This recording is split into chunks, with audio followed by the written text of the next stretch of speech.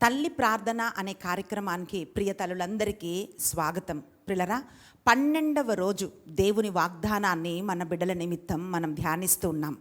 చూడండి, ఏదైనా medical emergency అయితే అంబులెన్స్కి మనం ఫోన్ చేస్తాం. ఫైర్ యాక్సిడెంట్ అయితే ఒక నంబర్ ఉంది. ఇంకా ఏదైనా ప్రమాదం ఉంటే పోలీసులకి మనము కాల్ చేస్తాం. ఎమర్జెన్సీ నంబర్స్ అంటూ ఉంటాం. ఆపద వచ్చినప్పుడు ఇక్కడ కాల్ చేయాలి అని చెప్పి ఆ నంబర్స్ మనకిస్తూ ఉంటారు. ప్రియులరా, ఈరోజు మన జీవితాల్లో కనిపించే ఆపదలు, కనిపించని ఆపదలు ఎన్నో ఉంటాయి మన బిడ్డల జీవితంలో. ఒక తల్లి ఒక డీప్ కన్సర్న్, తల్లి ఒక చింత, కలత ఏంటి అంటే, నా బిడ్డలు బయటికి వెళ్తే ఏమవుతుందో, ఎక్కడున్నారు, ఎలా అని తల్లి జీవితం అంతా కూడా, వాళ్ళు చిన్నవాళ్ళైనా పెద్దవాళ్ళైనా ఏ వయసులో వాళ్ళైనా తల్లి బిడ్డల నిమిత్తము కలత చెందుతూ ఉంటుంది. కీర్తనల గ్రంథము 50వ అధ్యాయము 15వ వచనం ఇట్లా పలుకుతుంది: ఆపత్ కాలంలో నువ్వు మొరపెట్టుము, నేను నీకు ఉత్తరం ఇచ్చేదను, నేను విడుదల చేసేదను అని దేవుడు వాగ్దానం ఇస్తున్నాడు. అంటే ఆపద వచ్చినప్పుడు మనం ఎవరికి చెప్పాలి? ఏదైనా గొడవ జరుగుతున్నప్పుడు పోలీస్ వాళ్ళకి కాల్ చేస్తాము.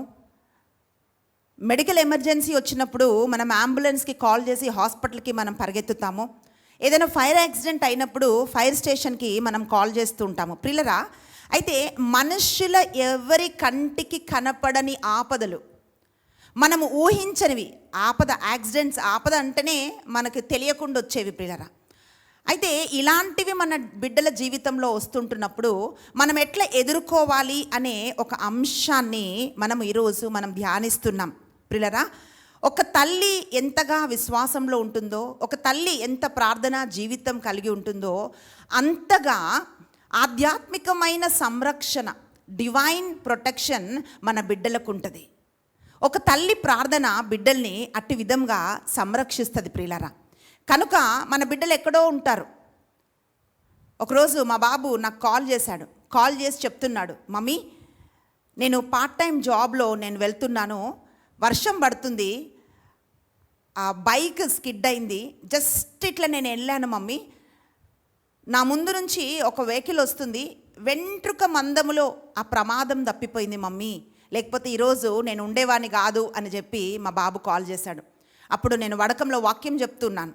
అయిపోగానే చాలా మిస్ కాల్స్ చూస్తాను నా ఫోన్లో. ఏంటి అని చెప్పి నేను వెళ్ళి కాల్ చేస్తే వాడు అంటున్నాడు, మమ్మీ ఈరోజు దేవుడే నన్ను కాపాడాడు అంటున్నాడు. నేను ఎక్కడో ఉన్నాను, నా భర్త ఎక్కడో ఉన్నాడు ఉద్యోగంలో, నేను ఎక్కడో సేవలో పరిచర్యలో ఉన్నాను, నా కుమారుడు ఎక్కడో ఉన్నాడు. పిల్లరా, ఇలా మనం ఊహించనివి, మనం సహాయం చేయలేని అనేకమైన ఆపదలు మన బిడ్డల్ని చుట్టుముట్టి ఉంటాయి.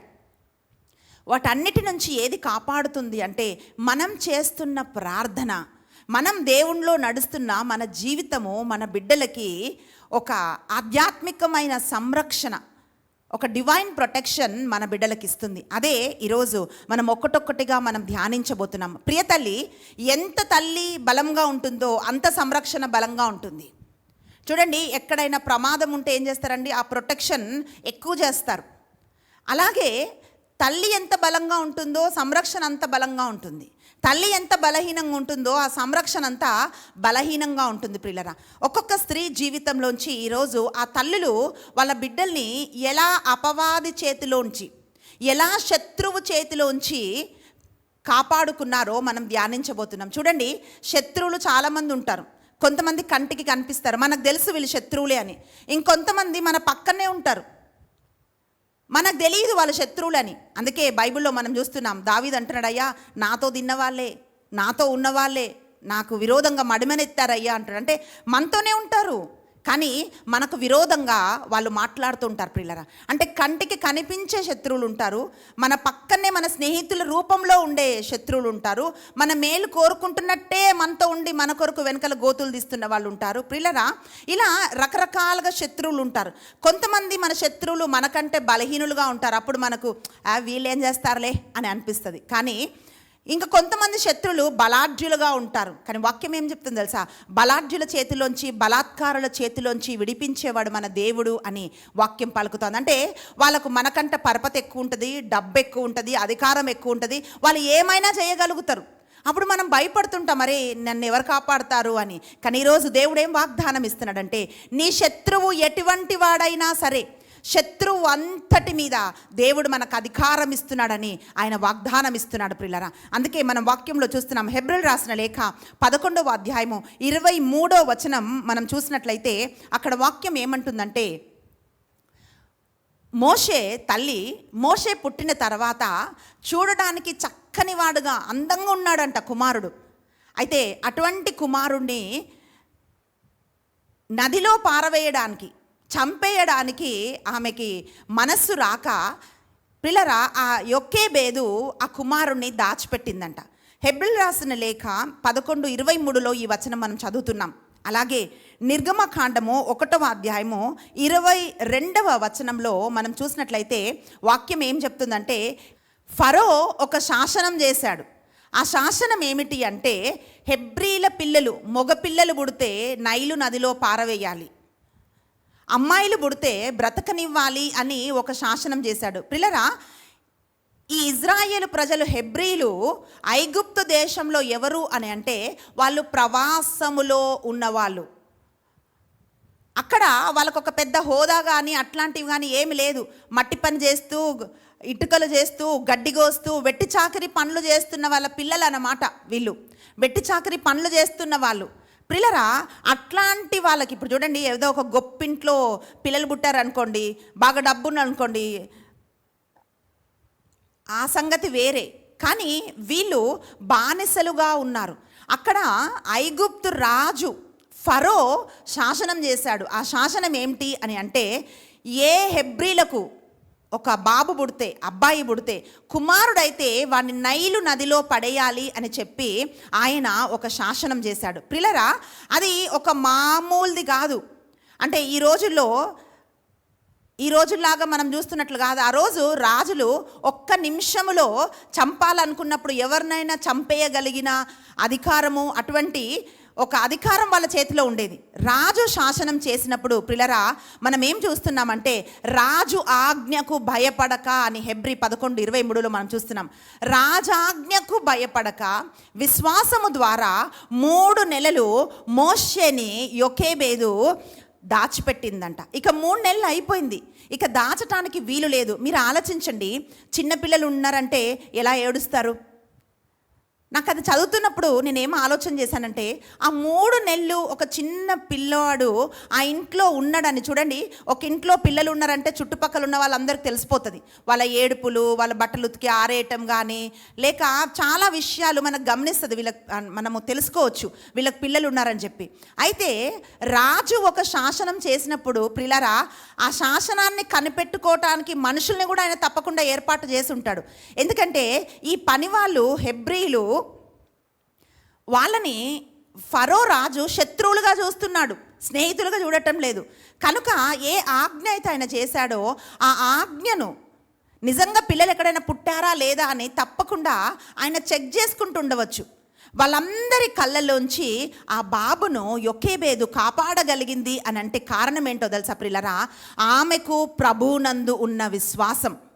అయితే రాజుతో ఆమె పోరాటం చేయలేదు, రాజు పైన ఆమె అధికారం చేయలేదు, రాజు దగ్గరికి వెళ్ళి ఆమె వినయంగా ఏమీ అడగలేదు. కానీ ఆమె ఏం నమ్మిందంటే, ఆ రాజుని కూడా నడిపించగలిగిన ఒక రారాజు ఉన్నాడు, ఆయనే దేవుడు అని చెప్పి ఆ దేవుణ్ణి ఆమె నమ్ముకుంది. ప్రియులారా, వాక్యం ఏం చెప్తుందంటే అధికారుల హృదయాన్ని పంట కాలువలో తిప్పగలిగిన దేవుడు అంట ఆయన.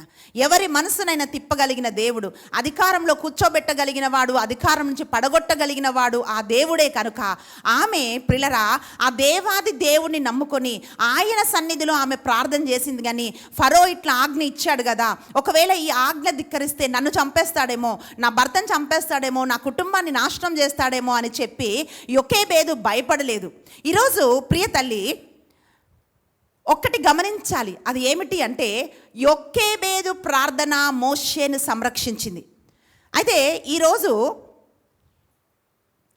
ఫరోలాగా మన బిడ్డలకి విరోధంగా ఏ శాసనాలు చేయబడలేదు. ఎవరైనా ఒకరు పిల్లరా మన బిడ్డలకు విరోధంగా మన కంటి ముందు నిలబడి ఉండకపోవచ్చు, కానీ మనకు తెలియకుండా ఆది కాండంలోంచి మనం చూస్తున్నప్పుడు దేవుని బిడ్డల సంతానాన్ని దుష్టుడు పడగొట్టడానికి, నాశనం చేయటానికి వాడు వెతుకుతున్నాడు. అది ఆది కాండము నుంచి మనం చూస్తున్నాం ప్రియులరా. అది దర్శన గ్రంథం వరకు మనం చూస్తూనే ఉన్నాము. ఎందుకంటే దేవుడు మన బిడ్డల యందు ఆసక్తి కలిగిన వాడు. అబ్రహామును దీవించినప్పుడు అబ్రహాము సంతతిని, తరాలను దేవుడు దీవించాడు. ఈరోజు నిన్ను దేవుడు దీవిస్తున్నాడంటే నీ తరాలను దేవుడు దీవిస్తున్నాడు. కనుక ఆ తరాల యందు అసూయ కలిగి సైతాన్ ఏం చేస్తున్నాడంటే మన బిడ్డల్ని వాడు వెంటాడుతూ ఉన్నాడు. ప్రియులరా, ఈ రోజుల్లో మరి ఫరోలాగా శాసనాలు మన బిడ్డలకు విరోధంగా చేయబడకపోయినా చాలా చాకచక్యంగా, తెలివిగా అపవాది సైతాను మన బిడ్డల్ని పట్టుకుంటున్నాడు. అది అడిక్షన్స్, రాంగ్ రిలేషన్షిప్స్, ఆన్లైన్, తాగటాలు, తిరగటాలు, అవిధేయత, రకరకాలుగా బిడ్డలు పట్టబడుతున్నారు. ప్రియ తల్లి, ఈరోజు నీ బిడ్డలని ఎక్కడ పట్టుకోవాలని సాతాను ప్రణాళిక చేస్తున్నా సరే, యొకేబేదులాగా ఒక తల్లి నిలబడితే విశ్వాసంలో అపవాది ఓడిపోతాడు. నీ బిడ్డలు శత్రువుల చేతిలోంచి సంరక్షించబడతారు. యొకేబేదు ఒక జమ్ము పెట్టెను చేసి దానికి జిగటమన్ను పూసి, కీలు పూసి ఆ కుమారుణ్ణి దానిలో పడుకోబెట్టి ఆ నైలు నదిలో ఆమె వదిలేసింది. ప్రియులరా, అది ఫరో కుమార్తె చూసి ఆయనను తన కుమారుడుగా తీసుకుంది. ఏ రాజైతే చంపాలనుకున్నాడో, ఏ రాజైతే హెబ్రూలంటే అసహించుకున్నాడో అదే భవనంలో రాజకుమారుడులాగా మోషే పెరిగాడు. పిల్లరా, ఆయన సంతానమే దాసిలాగా, అంటే చూసుకునే ఒక వ్యక్తిలాగా దేవుడు మార్చివేశాడు. ప్రియబిడ్డ, ఆ రోజు యొకేబేదు ఎలాగైతే ఒక జమ్మి పెట్టెను ఆమె తయారు చేసిందో, ఒక్కొక్క రెల్లు తీసుకొని ఆమె దాన్ని అల్లి ఉంటుంది. అలాగే ప్రియ తల్లి, ఈరోజు నువ్వు చేస్తున్న ప్రతి ఒక్క ప్రార్థన, every prayer, every declaration, every blessing, ప్రతి ప్రార్థన నీ బిడ్డ కొరకు నువ్వు ఏదైతే ప్రవచిస్తున్నావో, ఏ మాట అయితే నీ బిడ్డల కొరకు నువ్వు పలుకుతున్నావో, ప్రతి ఒక్కటి ఒక రెల్లులాగా, ఒక బుట్టలాగా అది మార్చబడుతుంది. నీ ప్రార్థన యొకేబేదు జమ్ము పెట్టెలాగా అది మార్చబడుతుంది. ఆ రోజు నైలు నదిలో మోషేని ఎలా సురక్షితంగా ఆ జమ్ము పెట్టె కాపాడిందో, ప్రియబిడ్డ, ఈరోజు ప్రతి దినం నువ్వు కారుస్తున్న కన్నీరు, నువ్వు చేస్తున్న ప్రార్థన, నువ్వు పడుతున్న వేదన, నీ బిడ్డల కోసం చేస్తున్న ప్రతి శ్రమ, ఒక్కొక్క రెల్లుతో ఒక బుట్ట అల్లేటప్పుడు ఎట్లా అల్లుతారండి? ఒక్కొక్క రెల్లు లేక ఒక్కొక్క ఈ బ్యాంబు వెదురు బద్దలతో బుట్టను అల్లుతూ ఉంటారు. అయితే ఒకటి ఇలా అల్లుతూ బుట్టను తయారు చేస్తారు. ప్రియ తల్లి, ఈ వెదురు బుట్టను తయారు చేసేటప్పుడు ఒక్కొక్క ఆ వెదురు బద్దతో ఎలా ఒక్కటొక్కటిగా ఆ బుట్టను అల్లుతారో, అలాగే తల్లి చేస్తున్న ప్రతి ప్రార్థన, ప్రతి ఒక్కటి పిల్లరా, అది మన బిడ్డలకి సంరక్షణగా మార్చబడుతుంది. ఆ ప్రార్థనలో మన బిడ్డలు దాచబడతారు. ఆ రోజు ఫరో కంటికి కనబడకుండా యొకేబేదు ఎలా దాచబడ్డాడు? ఆ ఏడుపు ఎందుకు వినబడలేదు? ఎందుకు ఆ బిడ్డ ఎవరికి కనబడలేదు అంటే ఆ ప్రార్థన ఆ బిడ్డను దాచింది. ఈరోజు నీ బిడ్డలు ఎక్కడో ఉండొచ్చు, నీ బిడ్డలు తప్పిపోయి ఉండొచ్చు, రాంగ్ రిలేషన్షిప్లో ఉండొచ్చు, మాటలు విననేని వాళ్ళగా ఉండొచ్చు, తిరుగుబోటుదారులుగా ఉండొచ్చు, తాగుబోతులుగా ఉండొచ్చు, మాటనే వినని వాళ్ళగా ఉండొచ్చు, సోమరిగా పని చెయ్యని వాళ్ళుగా ఉండొచ్చు. పిల్లరా, తల్లిదండ్రుల మాట ఖాతరు చేయని వాళ్ళుగా ఉండొచ్చు. ఎలా సైతాను ఎక్కడ నీ బిడ్డల్ని పట్టుకున్నా సరే, ప్రియ బిడ్డ, ఈరోజు నేను దేవుని సేవకురాలుగా చెప్తున్న మాట ఏంటో తెలుసా? మీరు చేస్తున్న ఏ ప్రార్థన నిరర్ధకము కాదు. అందుకే బైబిల్ గ్రంథంలో గాబ్రియేలు దూత యాజకుడైన జకరియా దగ్గరకు వచ్చి చెప్తారు, నీ ప్రార్థన వినబడింది. వాళ్ళు ఎప్పటి నుంచో ప్రార్థన చేస్తున్నారు, దానికి ఒక రోజు జవాబు వచ్చింది. అలాగే నువ్వెన్నో సంవత్సరాలుగా నువ్వు ప్రార్థన చేసి ఇంకెప్పుడు నా బిడ్డలు మారుతారు, ఇంకెప్పుడు నా పరిస్థితి మారుతుంది అని నువ్వు ఎదురు చూస్తున్నావేమో. సమయము అతి త్వరలోనే ఉంది ప్రియులారా. దేవుడు నిశ్చయముగా నీ ప్రార్థన ఆలకించి మోషేను కాపాడి ఇజ్రాయేలు ప్రజల్ని విడిపించే నాయకుడిగా ఎలా దేవుడు మోషేని లేపాడో, దేవుడు చిత్తంలో ప్రణాళికలో ఎట్లా మోషే నిలబడ్డాడో అటువంటి వారుగా మన బిడ్డల్ని దేవుడు లేపుతాడు. కానీ దానికి యొకేబేదు లాంటి విశ్వాసం మనం కలిగి ఉండాలి. అలుపెరగక, విసుగు చెందక మన బిడ్డల కోసం మనం ప్రార్థిస్తుండాలి. ఈరోజు ఏంటో తెలుసా, చాలామంది తల్లులకు బిడ్డల కోసం ప్రార్థన చేసే సమయం లేదు. They are least bothered. ప్రార్థన చేస్తే ఏముంది, డబ్బులు ఉన్నాయి కదా అనుకుంటారు, ఏముందిలే అని అనుకుంటారు. కానీ ఎక్కడెక్కడో బిడ్డలు పట్టబడుతున్నారో, పట్టబడిన తర్వాత తల్లులు కన్నీరు కారుస్తున్నారు. ప్రియ తల్లి, ఈరోజు ఎంత సమయం నువ్వు ప్రార్థనలో వెచ్చిస్తున్నావు, ఎంతగా నువ్వు దేవునిలో నడుస్తున్నావు. పార్టీలకు సమయం ఉంది, షాపింగ్లకు సమయం ఉంది, వంటలకు సమయం ఉంది, అన్నిటికీ సమయం ఉంది. కానీ ప్రార్థన చేయడానికి మాత్రమే టైం వేస్ట్ అనుకుంటున్నారు. ఎప్పుడు నీ ప్రార్థన బలమవుతుందో తెలుసా? నువ్వు వాక్యం విన్నప్పుడు, వాక్యం ఎత్తిపట్టి నువ్వు ప్రార్థన చేసినప్పుడు నీ ప్రార్థన బలపరచబడుతుంది. యొకేబేదు లాంటి అభిషేకం కొరకు మనం ప్రార్థన చేయాలి. అప్పుడు మన బిడ్డలు అటువంటి విధంగా బిడ్డలు లేపబడతారు. రెండవ స్త్రీని మనం బైబిల్లో చూస్తున్నాము. అది మరి ఇంకెవరో కాదు ప్రియులారా, మరియ తల్లిని మనం చూస్తున్నాం.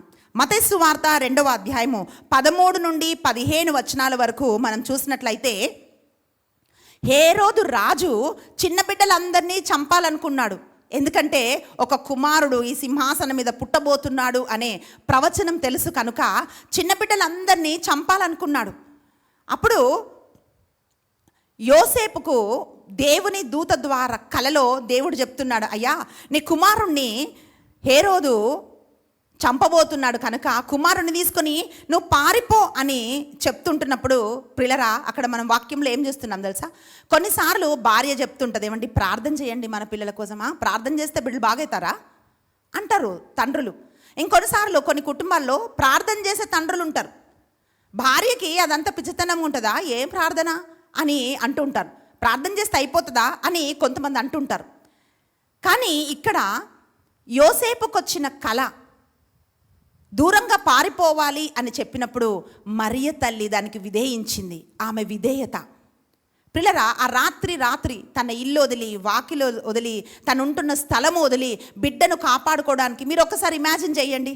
అదేంటంటే తన బిడ్డను చంపేస్తారని ఒక తల్లికి తెలిస్తే ఆ తల్లి ఎట్లా పరిగెడుతుంది. అలా ఆ బిడ్డను ఎత్తుకొని తల్లి పరిగెట్టినట్టుగా మనం చూస్తున్నాం. పారిపోయారు వాళ్ళు అక్కడి నుండి, నడుచుకొని పోయారని కదా, పారిపోయారు వాళ్ళు అక్కడి నుండి. పిల్లరా, వాళ్ళు అక్కడి నుంచి వెళ్ళిపోయారు, బిడ్డను కాపాడుకున్నారు. ఈరోజు ప్రతి ఒక్క తల్లి విధేయత బిడ్డని రకరకాల శ్రమల నుంచి, రకరకాల ప్రమాదాల నుంచి, దుష్టుడి చేతిలోంచి మన బిడ్డలని తల్లి చూపిస్తున్న విధేయత కాపాడుతుంది. కనుక తల్లి మరియలాగా విధేయత కలిగిన వాళ్ళుగా మనం ఉండాలి. పిల్లరా, దానికి కావాల్సింది ఏంటో తెలుసా? త్యాగం. అందరూ పడుకుంటారు, తల్లి మెలుకొని ప్రార్థన చేస్తుంది.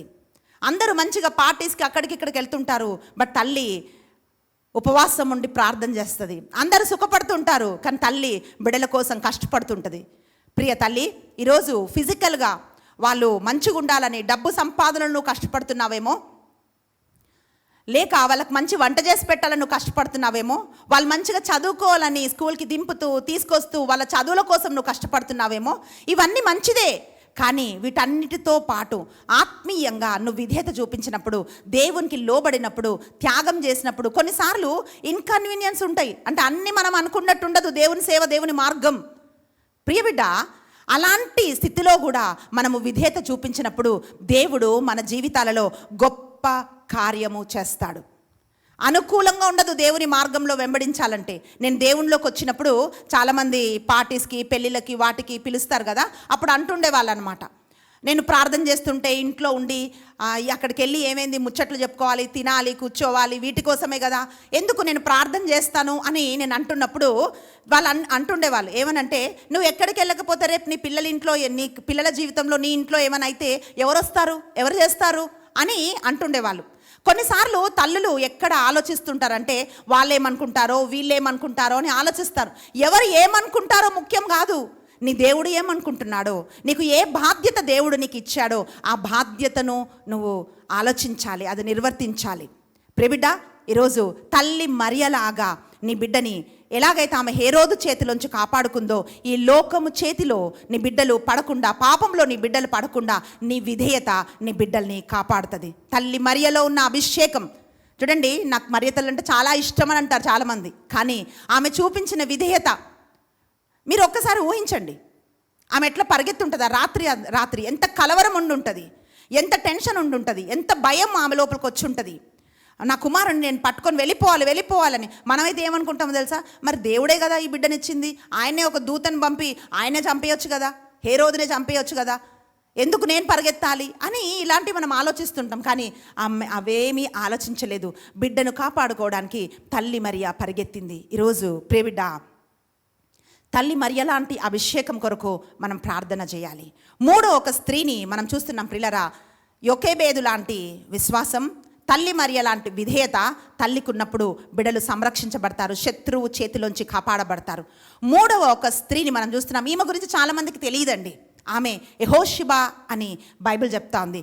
2 రాజుల గ్రంథము 11వ అధ్యాయము 1 నుండి 3 వచనాలు మనం చూసినట్లయితే అక్కడ వాక్యం ఏమంటుంది అంటే, అహబు యెజబేలు కూతురు అతల్య, ఆమె యెహోరాము అనే ఒక వ్యక్తిని పెళ్లి చేసుకుంది. అయితే ఈ అతల్యకు అహస్య అనే కుమారుడు పుట్టాడు.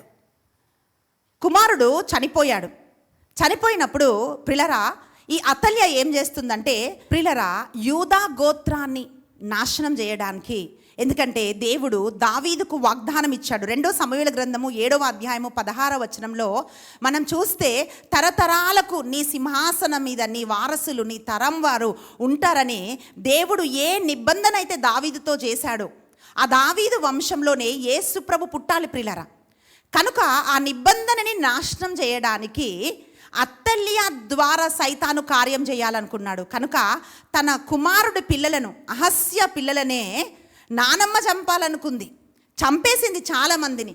కానీ వాక్యం ఏం చెప్తుంది అనంటే ప్రియులారా, యెహోషువ మేనత్త ఆ బిడ్డని దాచిపెట్టింది. 6 సంవత్సరాలు ఆమె దేవుని మందిరములో ప్రియులారా ఆ బిడ్డను దాచిపెట్టిందంట. 7వ సంవత్సరము రాజు అయ్యాడంట యోవాషు. అంటే 1 సంవత్సరం బాబును ఆమె కాపాడుంటుంది. 7వ సంవత్సరానికి అతను రాజు అయ్యాడు. 6 సంవత్సరాలు ఆమె ఆ బిడ్డను దేవుని మందిరంలో అతల్య కంటికి కనబడకుండా దాచిపెట్టింది.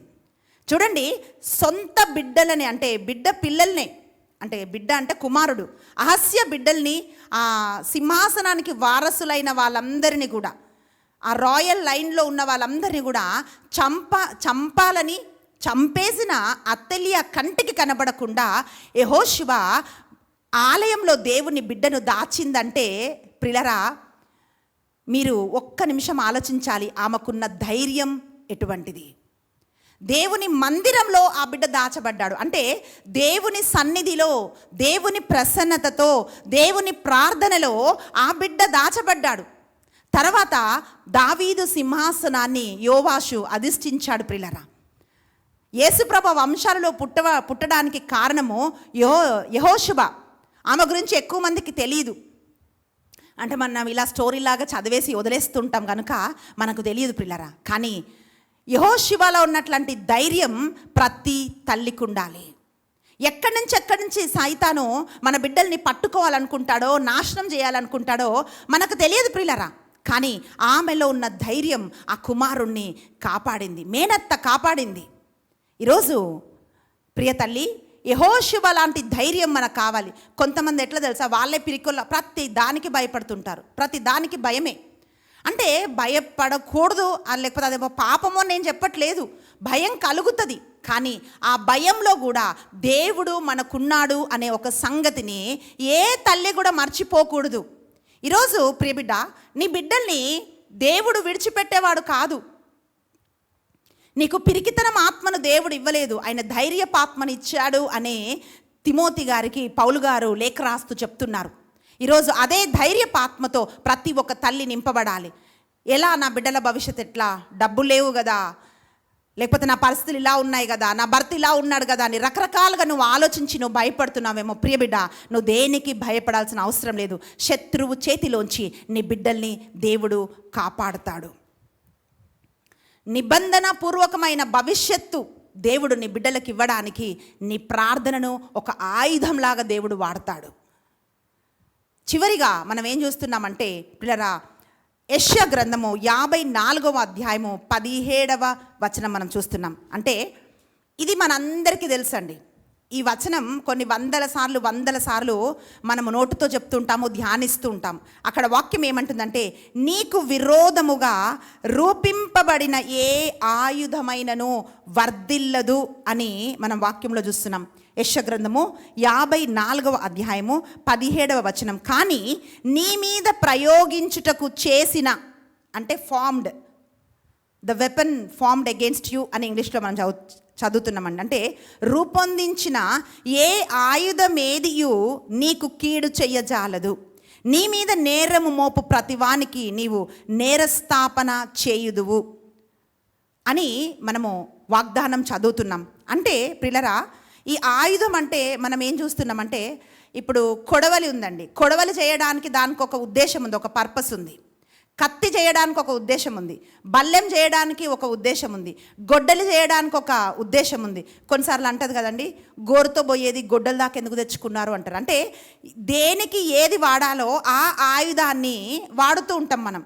కొడవలి కొయ్యడానికి వాడుతూ ఉంటాము, కత్తి కొయ్యడానికి వాడుతూ ఉంటాము, గొడ్డలి నరకడానికి వాడుతూ ఉంటాము. ఇలా రకరకాల ఆయుధాలు చేస్తారు, ఎందుకంటే వాటి ఉద్దేశం వేరే వేరే. దేవుడు ఈరోజు ఏమంటున్నాడంటే, నీకు విరోధముగా రూపింపబడుతున్న అంటే తయారు చెయ్యబడుతున్న ఏ ఆయుధమైనా సరే. పిల్లరా, సైతాన్ ఏం చేస్తాడంటే, ఒక్కొక్కలాగా పట్టుకోవడానికి ఒక్కొక్క ఆయుధాన్ని ఎలా మనము తయారు చేస్తామో అలాగే వాడు రకరకాల మనుషులని, రకరకాల పరిస్థితులని, రకరకాల ఇబ్బందులని, శత్రువులని మనకు విరోధంగా వాడు రూపొందిస్తూ ఉంటాడు. అంటే మ్యానుఫ్యాక్చర్ చేస్తూనే ఉంటాడు. కానీ దేవుడు ఏమంటున్నాడంటే, నీకు విరోధముగా రూపించబడిన ఏ ఆయుధము వర్ధిల్లదు. నీకు విరోధంగా ఏది నిలబడ్డా సరే అది నీకు, నీ బిడ్డలకు కీడు చెయ్యజాలదు అని వాక్యం పలుకుతోంది పిల్లరా. అందుకే వాక్యంలో మనం ఏం చూస్తున్నామంటే, రకరకాలుగా సైతాన్ అటాక్ చేస్తూ ఉంటాడు. కొన్నిసార్లు మనుషులని అసైన్ చేస్తాడు. ఒకరోజు ఒక తల్లి చెప్తుంది, అక్క నా బిడ్డ ఎంత మంచివాడంటే ఒక్క అబ్బాయితో ఫ్రెండ్షిప్ అయిందక్క, వాడు డ్రగ్స్కి అడిక్ట్ అయిపోయాడక్క. పిల్లరా, ఈరోజు కొంతమందిని సైతాను అసైన్ చేస్తాడు. అంటే వాళ్ళు పంపబడతారు, సైతాన్ వాళ్ళని పంపిస్తాడు, మంచిగా పంపిస్తారు. ఒక అమ్మాయి రూపంలోనో, అబ్బాయి రూపంలోనో, ఉద్యోగం దగ్గరనో, చదువుకున్న దగ్గరనో, కాలేజీలోనో, వివాహంలోనో మంచిగా ఉన్నారక్క. ఒక అమ్మాయి ఎంటర్ అయింది, అంతే నా కూతురు కుటుంబం పాడైపోతుందక్క. ప్రియబిడ్డ, ఈరోజు తల్లిగా you have to take authority. అధికారం తీసుకొని అధికారపూర్వకంగా నువ్వు ప్రార్థన చేయాలి. నువ్వు అడగాలి, ప్రభువా నువ్వు వాగ్దానం ఇచ్చావు కదా, నా బిడ్డలకు విరోధంగా రూపించబడుతున్న ఏ ఆయుధమైనను వర్ధిల్లకూడదయ్యా అని చెప్పి నువ్వు ప్రార్థన చేస్తున్నప్పుడు అది ఏ కీడు మన బిడ్డలకు విరోధంగా చేయజాలదు. ఎవరెవరినైతే నువ్వు అసైన్ చేశావో ప్రభువా నా బిడ్డలకు విరోధంగా, నా బిడ్డల జీవితంలోకి పంపడానికి ఎవరెవరిని సైతాను తయారు చేస్తున్నాడో ప్రభా, వారందరూ బంధింపబడుదురుగాక. వారు ఎంత వెతికినా నా బిడ్డల్ని కనుక్కోకపోవుదురుగా అయ్యా, నా బిడ్డలు మరుగు చేయబడుదురుగాక, వాళ్ళని సన్నిధిలో దాచబడుదురుగాక ప్రభువా అని ఒక తల్లిగా నువ్వు ప్రార్థన చేసినప్పుడు ప్రియ తల్లి, నీ బిడ్డలు దాచబడతారు. ఇదేదో ఒక చిన్న మాటలా కాదు. దేవుడు ఎప్పుడు తొలగిపోని అన్బ్రేకబుల్ ప్రామిస్ అన్నమాట, ఒక ప్రొటెక్షన్ ఇస్తున్నాడు. అదేమిటి అంటే, నీకు విరోధముగా రూపించబడిన ఏ ఆయుధమైనను నీకు కీడు చెయ్యజాలదు. ఆయుధము మేలు చేయడానికి వస్తుందా అండి? సైతాన్ మేలు చేయడానికి వస్తాడా? కీడు చేయడానికే వస్తాడు.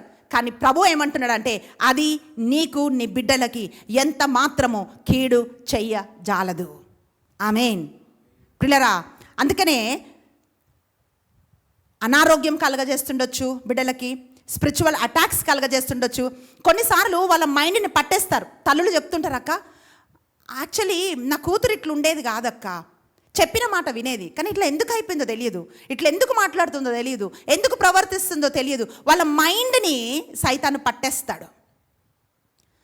అందుకే మన వాక్యం ఏం చూస్తున్నామో తెలుసా? నీ ప్రతి ఆలోచన చెరపట్టి ప్రభు పాద సన్నిధిలో ఉంచాలి అని వాక్యం అంటుంది. అప్పుడు మనం ప్రార్థన చేయాలి, ప్రభువా నా బిడ్డ ఆలోచనలని పట్టుకోవటానికి సైతాను ఏ ఆయుధాన్ని విడుదల చేస్తున్నాడో ప్రభువా అది బంధింపబడనుగాక అని చెప్పి మనం ప్రార్థన చేయాలి. ప్రియులారా, ఈరోజు ఫరోలాగా ఎవరిని సైతాను విడుదల చేశాడు, హేరోదులాగా దేవుడు ఎవరిని విడుదల చేశాడు, అతల్యలాగా ఎవరిని దేవుడు విడుదల చేశాడో, అయితే నీవు ప్రియబిడ్డ యొక్కేబేదులాగా విశ్వాసములో లేవాలి. తల్లి మరియలాగా విధేయత చూపించటం ఆరంభించాలి. యెహోషువలాగా ధైర్యముతో నీ బిడ్డల్ని ముందుకు నడిపించటానికి నువ్వు నిలబడాలి. అప్పుడు నీ బిడ్డలు శత్రువు కంటిలోంచి పడకుండా వాళ్ళు సంరక్షించబడతారు. అందుకే కీర్తనల గ్రంథము 91వ అధ్యాయము 7వ వచనంలో వాక్యం పలుకుతుంది, నీ పక్కన 1000 మంది పడినను, నీ కుడి పక్కన 10,000 మంది కూలినను అపాయము నీ యొద్దకు రాదు అని వాక్యం తెలియజేస్తుంది. ప్రియబిడ్డ, ఏ అపాయము నీ బిడ్డల దరిదాపులకు రాదు. ఈ యెషయా గ్రంథం 54వ అధ్యాయము 17వ వచనం ఎత్తిపట్టి నువ్వు విశ్వాసంతో చెప్తున్నావంటే సైతాను భయపడాలి. అట్టి విశ్వాసముతో ఈ వాగ్దానం ఎత్తిపట్టి మన బిడ్డల కొరకు మనం ప్రార్థన చేయాలి. అడుగు ఈరోజు, అయ్యా తల్లిలాగా నువ్వు ప్రతి నిమిషం బాడీగార్డ్ లాగా మన బిడ్డల్ని మనం కాపాడుకోలేము, సిఐడి లాగా మనం కనిపెట్టుకోలేము, పోలీసు వాళ్ళలాగా మనం ప్రొటెక్షన్ ఇవ్వలేము. కానీ నీ ప్రార్థన నీ బిడ్డలకు కంచగా మారుతుంది. యోబు ఇంటి చుట్టూ కంచె వేసినట్లుగా జకర్యా 2:5లో వాక్యం పలుకుతోంది, ఇదిగో ఇజ్రాయేలు చుట్టూ నేను అగ్ని కంచెలు వేస్తానని దేవుడు చెప్తున్నాడు. ప్రియబిడ్డ, నీ ప్రార్థన దాటి దుష్టుడు నీ బిడ్డలని ముట్టుకోలేడు. అది ఎప్పుడంటే అటువంటి ప్రార్థన చేసే ఒక తల్లిలాగా నీ ఉంటే. కళ్ళు మూసుకుందాం, ప్రార్థన చేద్దాం. స్తోత్రం నాయన, పరిశుద్ధాత్మ తండ్రి నీకు వందనాలయ్యా. ఈరోజు ఒక్కొక్క తల్లిని మీకు అర్పిస్తున్నాం నాయన. తల్లి ప్రార్థన అని ఈ కార్యక్రమంలో ప్రభువా, ఈ ప్రార్థనలో ఎవరెవరు పాల్గొంటున్నారో నాయన, యొక్కేబేదుకి ఇచ్చిన విశ్వాసమును మీరు దయచేయమని అడుగుతున్నాం తండ్రి. వాళ్ళు చేస్తున్న ప్రతి ప్రార్థన, ప్రతి కన్నీరు, ఎవ్రీ డిక్లరేషన్, ఎవ్రీ బ్లెస్సింగ్ అయ్యా, ఇదిగో నా తండ్రి ఒక్కొక్క ప్రభువా ఆ బుట్ట అల్లడానికి రెల్లులాగా నా తండ్రి అయ్యా ప్రార్థన ద్వారా వాళ్ళకి సంరక్షణను సిద్ధం చేయమని అడుగుతున్నాను తండ్రి. నీకు స్తోత్రము నాయన. మరియ తల్లి విధేయత అయ్యా యేసయ్యను కాపాడడానికి ఎలా ఆమె విధేయత చూపించిందో ప్రభా, ఈరోజు అవిధేయులుగా ఎక్కడెక్కడ మేము ఉన్నామో నా తండ్రి, మా అవిధేయత కొట్టివేసి ప్రభా తల్లిలాగా దీవెనకరంగా తరాలకు దీవెనగా నేను నిలబడటానికి నన్ను అభిషేకించయ్యా అని ఒక తల్లిలాగా ప్రార్థన చేయి ప్రియబిడ్డ. అయ్యా మమ్మల్ని అభిషేకించమని అడుగుతున్నామయ్యా. నీకు స్తోత్రం నాయన. యెహోషువలాగా నా తండ్రి నీకు స్తోత్రం. యెహోషేబుల్ నా తండ్రి ఎలాగైతే ధైర్యముతో నిలబడ్డదో ప్రభా, అయ్యా యెహోషువలాగా నా తండ్రి నీకు స్తోత్రం. ప్రతి బిడ్డను ధైర్యముతో నింపమని అడుగుతున్నానయ్యా. ఏ పరిస్థితులకు భయపడకుండా బిడ్డల్ని నడిపించే తల్లులను లేపమని అడుగుతున్నామయ్యా. ఆ రోజు ఆమె మందిరములో దాచిందయ్యా, ఈరోజు మా బిడ్డలు మా ప్రార్థనలో దాచబడాలి నా తండ్రి. నీకు స్తోత్రము నాయన. హల్లెలూయా, హల్లెలూయా, హల్లెలూయా. ప్రియ తల్లి, ఎత్తు నీ ప్రార్థనలో నీ బిడ్డలని ఎత్తిపట్టి నువ్వు సమర్పించు. హల హల హల హల జీసస్ నా తండ్రి నీకు స్తోత్రములు నాయన. పరిశుద్ధాత్ముడా అయ్యా మా బిడ్డలు దాచబడదురుగాక అయ్యా. నీకు స్తోత్రము నాయన. దుష్టుడి కళ్ళల్లో వాళ్ళు మరుగయుందురుగాక, మహోన్నతమైన రెక్కన చాటులో వాళ్ళు భద్రం చేయబడుదురుగాక అయ్యా. ఏదేదైతే శత్రువు మా బిడ్డల్ని పట్టుకోవటానికి వాడు కుతంత్రాలు వేస్తున్నాడో, ఏ ఆలోచన ద్వారా వాడు పట్టుకోవాలనుకుంటున్నాడో ప్రభువా, యేసు నామంలో వాడు ప్రతి ఆలోచన గలిబిలగునుగాక నాయన. నా బిడ్డలు సంరక్షించబడుదురుగాక ప్రభువా. హల్లెలూయా, హల్లెలూయా, హల్లెలూయా. అయ్యా మా బిడ్డలందరినీ ఇంకొకసారి మీకు అర్పిస్తున్నాను ప్రభా. ప్రతి బిడ్డను మీరు సంరక్షించి నడిపించమని యేసుక్రీస్తు బలమైన నామమున ప్రార్థించి అడిగి వేడుకుంటున్నాం తండ్రి. ఆమేన్. ప్రియ తల్లి, దేవుని ఆత్మతో దేవుడు మిమ్మల్ని నింపునుగాక. విశ్వాసములో, విధేయతలో, ధైర్యముతో దేవుడు మిమ్మల్ని నింపి మీ బిడ్డల్ని సంరక్షించే తల్లులాగా మీరు లేపబడుదురుగాక. మన బిడ్డలకు విరోధంగా రూపించబడిన ఆయుధము ఎన్నటెన్నటికీ వర్ధిల్లకుండునుగాక. అది ఒక అన్బ్రేకబుల్ ప్రామిస్. దేవుడు ఇచ్చిన మాట తప్పే దేవుడు కాదు. దేవుడు మన బిడ్డల్ని సంరక్షిస్తానని వాగ్దానం ఇస్తున్నాడు. ప్రియులరా, ఇది మీకు దీవెనకరంగా ఉంటే లైక్ చేయండి, కమెంట్ చేయండి, షేర్ చేయండి. ఎందుకంటే ఎంతోమంది తల్లు కన్నీటితో ఉన్నారు. ఇది మీరు ఫార్వర్డ్ చేసినప్పుడు తప్పకుండా ఆ దీవెన మీరు మీ బిడ్డలు పొందుకుంటారు. ఆ రోజు మరియ తల్లి దీవించబడినప్పుడు ఆమె ఇతరులను దీవించటానికి ఎలిజబెత్తమ్మ దగ్గరికి పరిగెత్తింది. అటువంటి ఒక మనస్తత్వం లేకపోతే నాకు మరియ తల్లి అంటే ఇష్టం అని మనం చెప్పడానికి అర్హులం కాదు. ఇతరుల కన్నీళ్లు తుడిచే వాళ్ళలాగా ప్రతి తల్లి ఉండాలి. ఎందుకంటే తల్లికి మాత్రమే తెలుసు బిడ్డలు ఏడుస్తున్నప్పుడు, బిడ్డలు పడిపోయినప్పుడు తల్లి ఎట్లా రోధిస్తుందో. అది మన బిడ్డలైతే అని ఆలోచన చేయాలి. కనుక ఇది అందరికీ మీరు ఫార్వర్డ్ చేయండి. దీని ద్వారా మీరు మేలు పొందుకుంటున్నారని నేను అనుకుంటున్నాను. మీకోసం, మీ బిడ్డల కోసం మేము ప్రార్థిస్తున్నాము, విజ్ఞాపన చేస్తున్నాము. ప్రార్థిస్తున్న విజ్ఞాపనకర్తలందరికీ కూడా చాలా థ్యాంక్స్ అండి. దేవుడు మిమ్మల్ని, మీ తరాలను దీవించునుగాక. దేవుడు మిమ్మల్ని ప్రేమిస్తూ ఉన్నాడు. God bless you.